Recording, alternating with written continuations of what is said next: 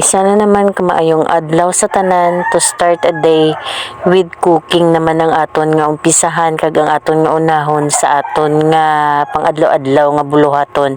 Nagbakal kita duwa ka bilog nga bulaw nga isda sa merkado kag labas gid dinhi siya bag-o lang abot. So aton ini ginugasan kag aton lamang ini ginkihad-kihad sa tatlo ka party sang isda kay para damo ta karon makaon.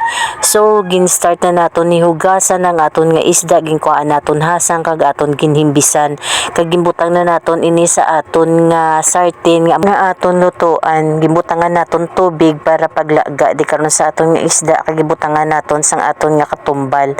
Kada voice over naton diri no nagasunod giniya kag nagadungan gini ang aton nga manok ya sang pagtukturaok no, pero pag wala man kita wala man ni siya nagasigi ka tukturaok dira daw nagapang sunlog gid permis sa aton. So ang aton nga duha ka bilog nga bombay aton na ni siya gingulot-gulot no, gindiretso na lang na naton butang dira sa aton sarten no, kag dira na naton gingulot no para diretso na sa pagsulod sa aton nga lulutuan. Kung hindi manok ang nagasabad sa aton, ang salakyan naman nga nagaagi among nagahuni-huni.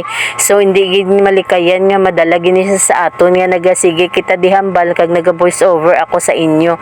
So dalunta ini sila sa aton nga pag-vlogs so gibutangan ta na tubig ang aton nga isda no, kag gibutangan naton sang patis kag aton nga magic sarap kag aton gintakloban sang aton nga kaldero kag ulaton naman naton magbukal. So gibutangan ta naman sang aton nga langgaw para may aslom ang aton nga pinamalhan. So nagbutang kita sang gamay lang kalamay bala nga brown sugar aton gibutangan ang aton nga pinamalhan kag ang aton nga isda aton lamang ini ginapabukalan. Makita ini siya naton nga nagabukal-bukal sa no, kag ang aton nga kamera ginakuha sang moisture sang aton nga pinamalhan nga samtang nga naga-video kita.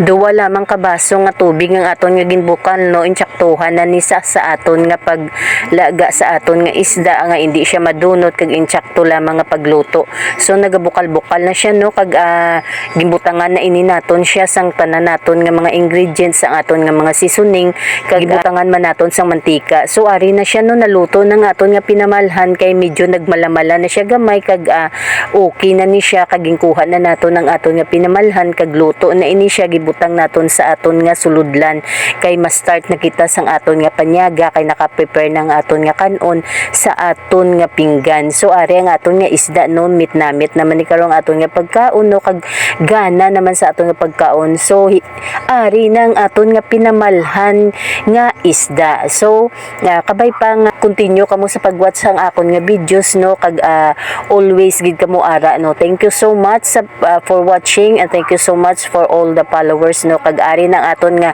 isda nga pinamalhan. Thank you for watching and God bless. Padayon lang kita sa pagluto and again bye bye.